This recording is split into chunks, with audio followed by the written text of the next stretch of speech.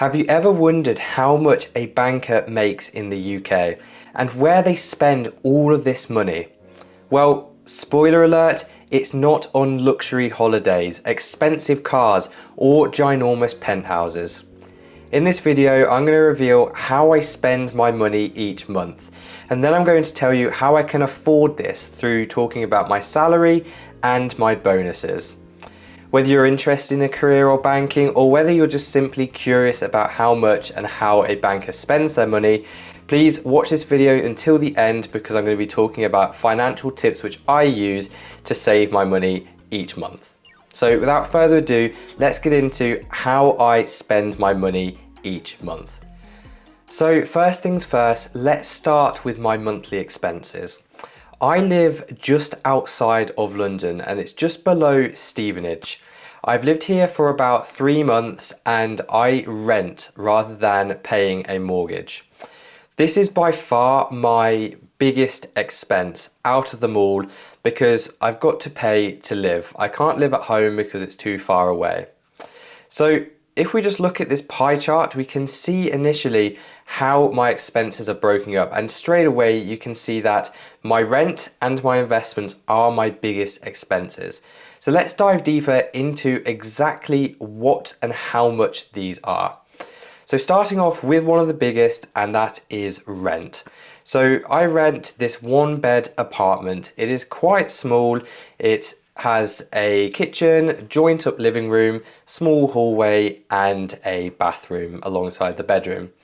This costs me £700 per month to live in this place, and that is excluding bills. So straight away, that is £700 gone to my rent.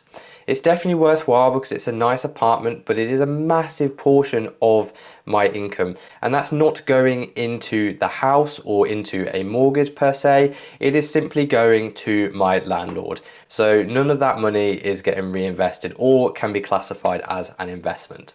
Secondly is what I need to spend to run this apartment. And because I work from home, I have to rely on really strong internet. So my internet's costing me £12 per month. And with utilities, this place costs an additional £30. So in total with the utilities, which in this place is only electricity and water, and the internet, it costs me £45 per month, which isn't bad considering some places cost an absolute fortune to run. Now, because I live north of London and I do not live in the centre where my work is, I do have quite a high transportation cost. And I did this on purpose because living outside of London, you can get away with paying a lower rent and have a nicer place to live. So my travel to get to work each day is £14.70, and I go into the office 2 days a week minimum. That works out at £117.50 per month just to travel into the office, which I know that is a lot of money just to be sat on the train. But if I was to live in London, my rent would easily be over £1,200 per month. Another major expense for me is my groceries and eating out. So each month it's easily costing me £200 just for the basic food shop. And when I go into London, I do spend £10 on lunch each day, which is £20 a week, working out at £80 a month. So in total, groceries are costing me £218. And when I'm making this video, I'm realizing I'm spending way too much money on food each month. And I could easily bring that down to £200, which is something I'm going to work on in the future. Next is my subscriptions, and I don't have many subscriptions. I have Disney Plus for free with my debit card, and the only other thing I pay for is the gym each month. I go to the gym group and it's just around the corner from my apartment. This is relatively cheap, it's only £30 a month. It is a very, very basic gym, but it does exactly what I need it to do, so there's no complaints there at all. So that only cost me £30 a month. Now, moving on to more exciting things, my investment portfolio. So each month I will aim to put money into different investments. I will aim to put it into a cash ISA, a stocks and shares ISA, and a little bit into crypto, but a very, very small percentage. In total, I aim for £1,000 per month, and that is split 70% into cash ISA, 25% into stocks and shares, and 5% into crypto.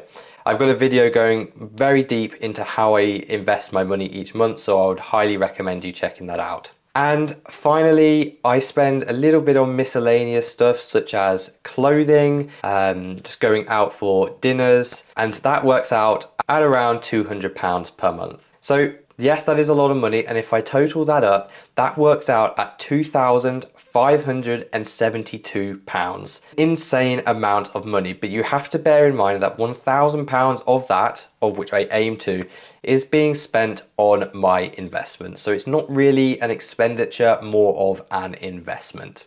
But now I know what you're thinking. How do I afford this sort of expense? Well, now I'm going to move on to my salary and bonus. Okay, so here's the part you've been waiting for. Well, I'm not going to keep you in suspense any longer. I work as a business and commercial banker in one of the UK's largest banks. I am currently on the graduate scheme, and the basic salary in the graduate scheme is £45,000 before tax. And in terms of bonuses, you get a £5,000 signing on bonus, which I received as soon as I joined the company. After tax, this is working out at around £2,800 per month. Now you can see how I can afford to be spending £2,572 per month.